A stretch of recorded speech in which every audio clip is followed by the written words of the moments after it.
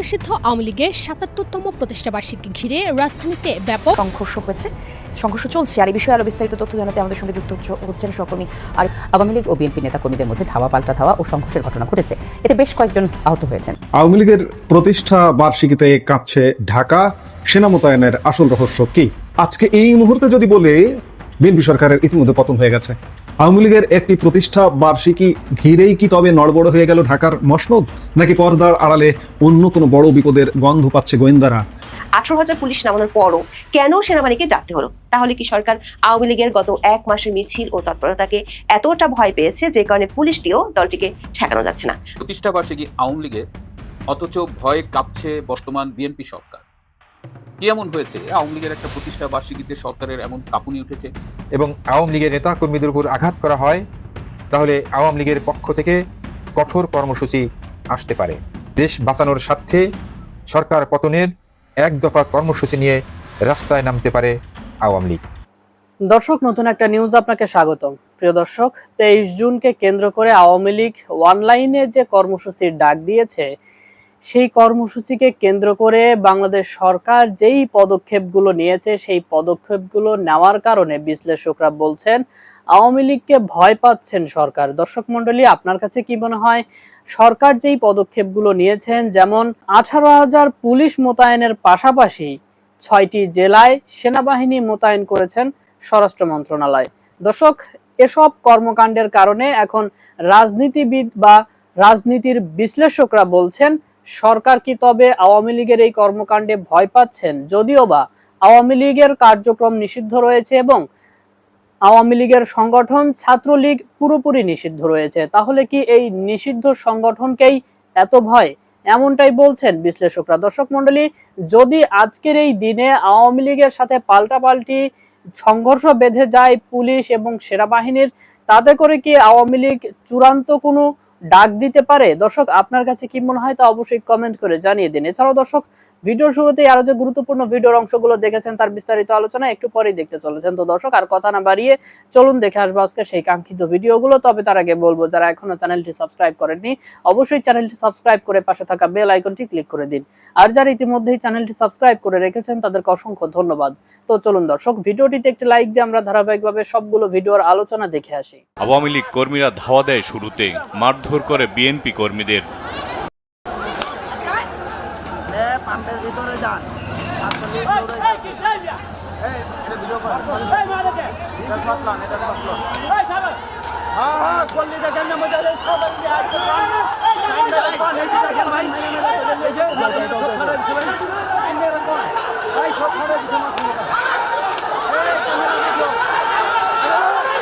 পরে আওয়ামী লীগ কর্মীদের পাল্টা ধাওয়া দেয় বিএনপির কর্মীরা। এ সময় বেশ কয়েকজন আওয়ামী লীগ কর্মী বিএনপির কর্মীদের মারধরের শিকার হন। আহত হয় দুই পক্ষের বেশ কয়েকজন কর্মী।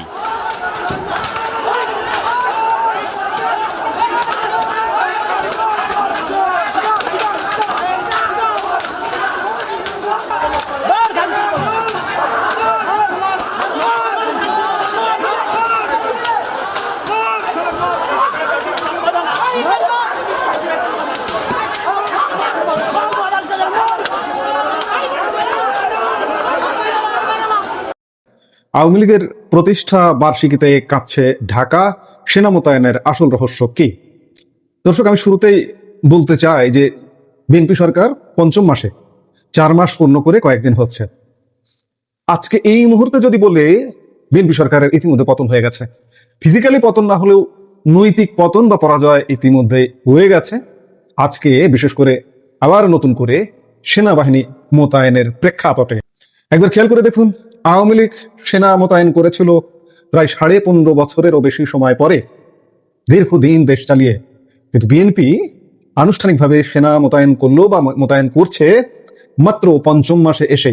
গত 2 বছর ধরে সেনাবাহিনী মাঠে আছে সেটা আলাদা কথা, সেটা তো আওয়ামী লীগ মোতায়েন করেছিল। আবার বিএনপির পক্ষ থেকে বলা হচ্ছে, আজকে স্বরাষ্ট্রমন্ত্রী বলেছেন যে সেনাবাহিনী গত 15 জুন থেকে উঠে গেছে। আপনি কি বিশ্বাস করেন?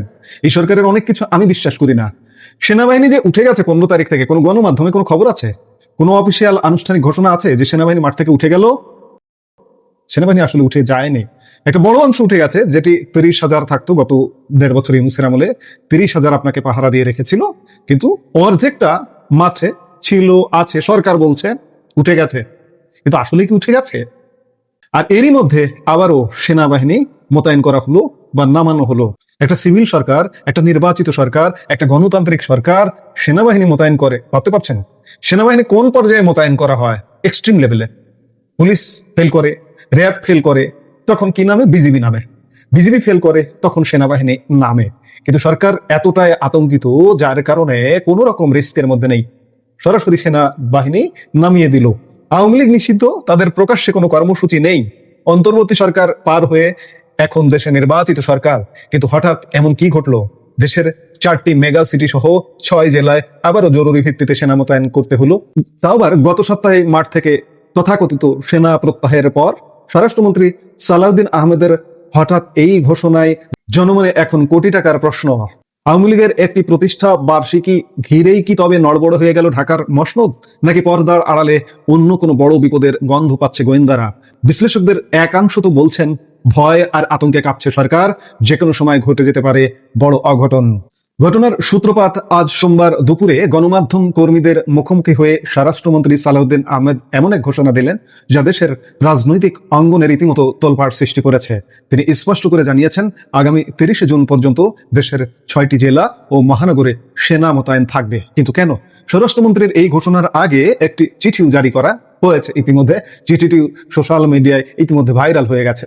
স্বরাষ্ট্রমন্ত্রীর ভাষায়, কার্যক্রম নিষিদ্ধ মাফিয়া বাহিনী আওয়ামী লীগের কিছু তৎপরতা বা মিছিল মিটিং এর চেষ্টা লক্ষ্য করা যাচ্ছে। তারা নাকি দেশে একটি বড় ধরনের অস্থিরতা তৈরির পায়তারা করছে। আর ঠিক এই কারণে ইন-82 সিভিল পাওয়ার আইনের অধীনে ঢাকা, চট্টগ্রাম, নারায়ণগঞ্জ ও গাজীপুর মহানগর এবং এর বাইরে আরো 2টি জেলা গোপালগঞ্জ ও ফরিদপুরে সেনা মোতায়েন করা হয়েছে। প্রিয় দর্শক, এখানেই তো আসল রহস্য। গত মাত্র 15 তারিখে বলা হচ্ছে, অর্থাৎ মাত্র 1 সপ্তাহ আগে, আজ সোমবার, ঠিক আগের সোমবার নাকি সেনাবাহিনী উঠে গেছে। আমি শুরুতেই বলেছি যে কোনো ঘোষণা কোথাও দেখেছেন? কোনো অফিসিয়াল ঘোষণা, কোনো চিঠি দেখেছেন? কোনো গণমাধ্যমে খবর দেখেছেন যে সেনাবাহিনী যে অবশিষ্ট ছিল 70,000-এর মতো, সেটি উঠে গেছে? কিন্তু আজ স্বরাষ্ট্রমন্ত্রী বলছেন যে 15 তারিখ থেকে সেনা প্রত্যাহার করা হয়েছে।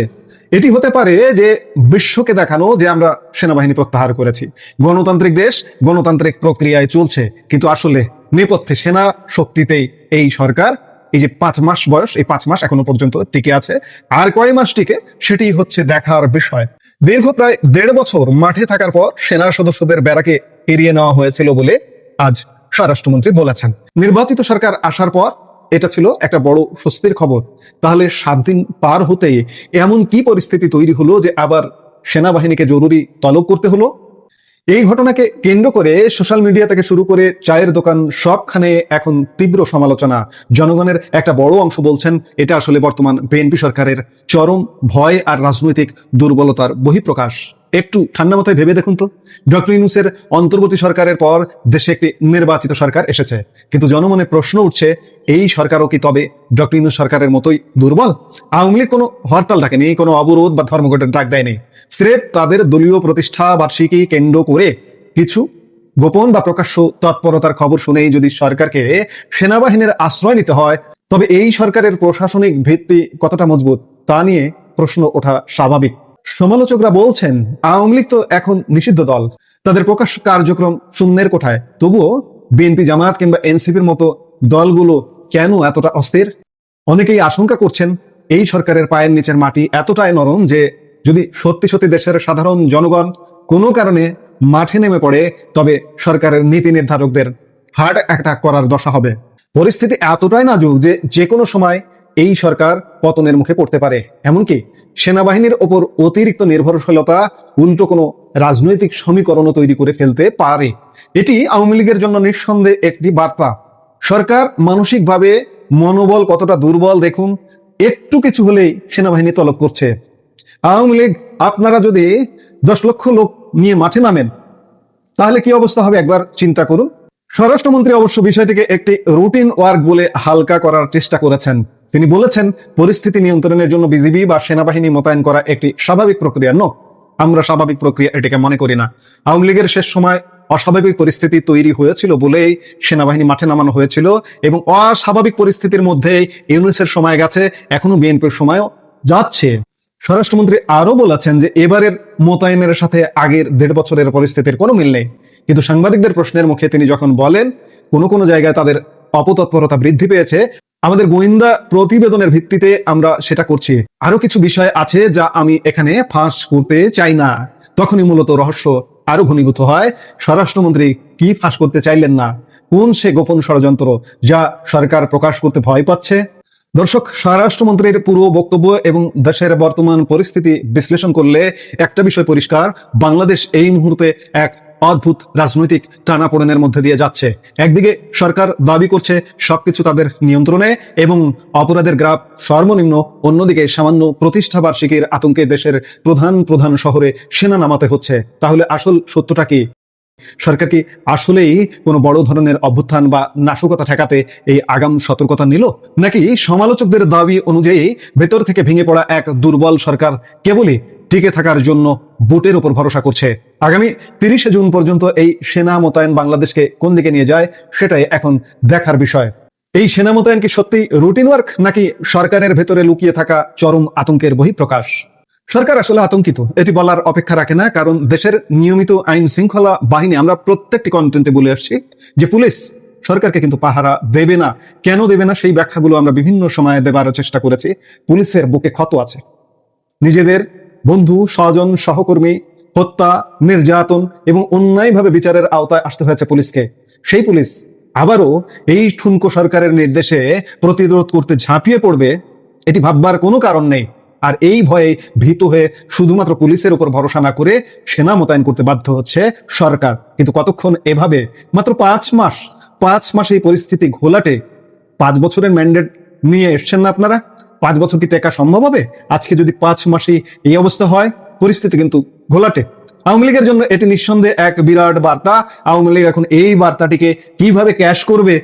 প্রথমত, পুলিশ কেন আতঙ্কে রয়েছেন? দ্বিতীয়ত, আগামী 72 ঘন্টা কিংবা আগামী 10 দিনের মধ্যে দেশে কি ঘটনা ঘটতে পারে কিংবা কি ঘটনা ঘটতে যাচ্ছে বাংলাদেশে? আপনারা জানেন, আজ 23 জুন আওয়ামী লীগের প্রতিষ্ঠা বার্ষিকী।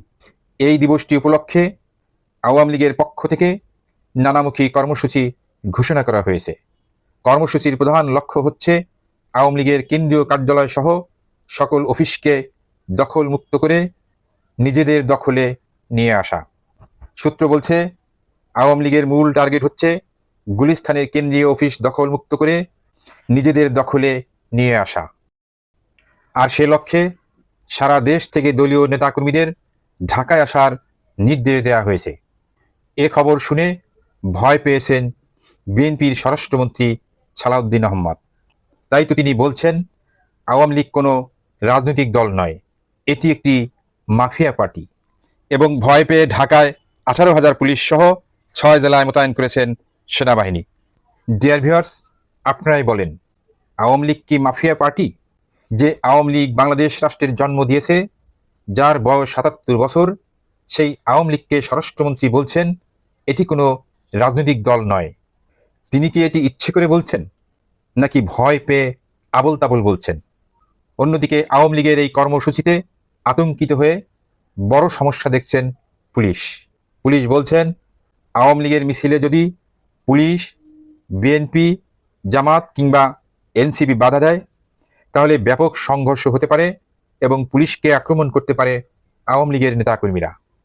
আর সে কারণেই পুলিশ আতঙ্কে রয়েছেন এবং পুলিশের পক্ষ থেকে সারা দেশে নিরাপত্তা জোরদার করার লক্ষ্যে পুলিশকে বিশেষ সতর্ক থাকার নির্দেশ প্রদান করা হয়েছে। আমি মনে করি দেশ বিরোধী ইউনূস গংদের হাতে রয়েছে অসংখ্য অবৈধ অস্ত্র। তারা আওয়ামী লীগের নেতাকর্মীদের উপর সেই অস্ত্র প্রয়োগ করতে পারে। তাই আওয়ামী লীগের তৃণমূলের সকল নেতাকর্মীদেরকে বলবো, আপনারা আত্মরক্ষার প্রস্তুতি নিয়েই রাস্তায় নামবেন, নতুবা রাস্তায় নামার দরকার নেই। বিশেষজ্ঞরা মনে করেন, পুলিশ বলছেন পুলিশকে আক্রমণ করতে পারে আওয়ামী লীগ। পুলিশের ওই সতর্ক বার্তার চিঠিতে উল্লেখ করা হয়েছে, আওয়ামী লীগের মিছিলে পুলিশ বাধা দিলে পুলিশের উপর তারা আক্রমণ করতে পারে। কিন্তু আমি সেটি মনে করি না, কারণ বিশেষজ্ঞরা মনে করেন এটি ডক্টর ইউনূসের আরেকটি মেটিকুলাস ডিজাইন নয় তো? কারণ যে আওয়ামী লীগ পুলিশের পক্ষে কথা বলে, যে আওয়ামী লীগ পুলিশ হত্যার বিচার চায়, তারা কেন পুলিশের গায়ে আঘাত করবে? ধরে নিচ্ছি পুলিশের কথাই যদি সত্যি হয় এবং কে বা কাহারা পুলিশকে আঘাত করে এবং পুলিশও যদি পাল্টা আঘাত করে, তাহলে তো সংঘাত সংঘর্ষ অনিবার্য হয়ে উঠবে। আমরা আর সংঘাত দেখতে চাই না। আমরা চাই শান্তি, আমরা চাই আইন তার নিজস্ব গতিতে চলুক। কিন্তু তারপরেও যদি সংঘাত হয় তাহলে কি হবে? একাধিক সূত্র এবং গোয়েন্দা রিপোর্ট বলছে যে কোনো মূল্যে আওয়ামী লীগ তাদের প্রতিষ্ঠা বার্ষিকী পালন করবে এবং তাতে ব্যাপক সংঘর্ষের সম্ভাবনা রয়েছে। কারণ আওয়ামী লীগের প্রেসিডিয়াম মেম্বার মোফাজ্জেল হোসেন চৌধুরী মায়া বলেছেন, আওয়ামী লীগের প্রস্তুতি শেষ, এখন চূড়ান্তভাবে খেলার জন্য মাঠে নামবে আওয়ামী লীগ। বিশেষজ্ঞরা মনে করেন 23 জুন যদি সংঘর্ষ হয় এবং আওয়ামী লীগের নেতা কর্মীদের উপর আঘাত করা হয়, তাহলে আওয়ামী লীগের পক্ষ থেকে কঠোর কর্মসূচি আসতে পারে। আর এর মাঝে যদি মার্কিন যুক্তরাষ্ট্রের সাথে আকসা কিংবা জিসুমিয়া চুক্তি করে ফেলে তারেক রহমান, তাহলে দেশ বাঁচানোর স্বার্থে সরকার পতনের এক দফা কর্মসূচি নিয়ে রাস্তায় নামতে পারে আওয়ামী লীগ। আকসা এবং জিসুমিয়া চুক্তি কি? এটি বাংলাদেশের জন্য কি কি বিপদ ডেকে আনবে, সে ব্যাপারে আমি আরেকটি এপিসোডে বিস্তারিত আলোচনা করব। আগামী কয়েকদিনের মধ্যে আকসা এবং জিসুমিয়া নামক এই চুক্তি দুটি করে ফেলতে চায় আমেরিকা। কারণ আমেরিকা আর সময় দিতে চায় না তারেক রহমানকে। তাই তো তারেক রহমানের মালয়েশিয়া এবং চীন সফরের ঠিক আগ মুহূর্তে মার্কিন রাষ্ট্রদূত জরুরি বৈঠক করতে ছুটে যান পররাষ্ট্রমন্ত্রী ডক্টর খলিলের কাছে। তবে সূত্র মারফত খবর এবং গোয়েন্দা রিপোর্টের ভিত্তিতে বিশেষজ্ঞরা আশঙ্কা করছেন, আওয়ামী লীগ যদি সরকার পতনের এক দফা কর্মসূচি নিয়ে রাস্তায় নামে, তাহলে বাংলাদেশের প্রায় 80% আপামর জনগণ তাদের পাশে দাঁড়াবে এবং দ্রুতই পতন হবে তারেক রহমানের। কাজেই বাংলাদেশ ভয়ঙ্কর সন্ধিক্ষণে রয়েছে।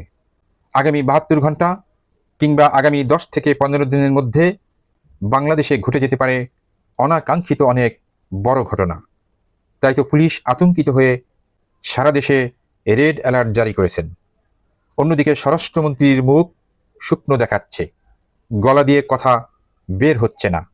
তবুও অনেক কষ্ট করে দল এবং সরকারকে খুশি রাখতে বলছেন, আওয়ামী লীগ কোনো রাজনৈতিক দল নয়, এটি একটি মাফিয়া পার্টি। ডিয়ার ভিউয়ার্স, তথ্য উপাত্ত এবং বিশ্লেষণ উপভোগ করে আপনি কি বুঝলেন? বাংলাদেশ কি সত্যি ভয়ঙ্কর সন্ধিক্ষণে রয়েছে? পুলিশ কেন আতঙ্কিত হয়ে পড়েছে? স্বরাষ্ট্রমন্ত্রীর মুখ কেন শুকনো দেখাচ্ছে? গলা দিয়ে কথা বের হতে কেন কষ্ট হচ্ছে? আগামী 72 ঘন্টা কিংবা আগামী 10 থেকে 15 দিনের মধ্যে দেশে কি ঘটতে যাচ্ছে কিংবা কি ঘটতে পারে বলে আপনি মনে করেন? দর্শক, আমি আশা করছি সবগুলো ভিডিওই আপনি মনোযোগ সহকারে দেখেছেন। সেই সাথে দর্শক, এই ভিডিওগুলো সম্পর্কিত যদি কোনো তথ্য বা মতামত থাকে তাহলে তো অবশ্যই কমেন্ট করে জানিয়ে দিন। এতক্ষণ সাথে থাকার জন্য ধন্যবাদ। নিউজটি শেষ করছে এখানেই, ফিরছে আগামী ভিডিওতে নতুন কোনো টপিক নিয়ে। আল্লাহ হাফেজ।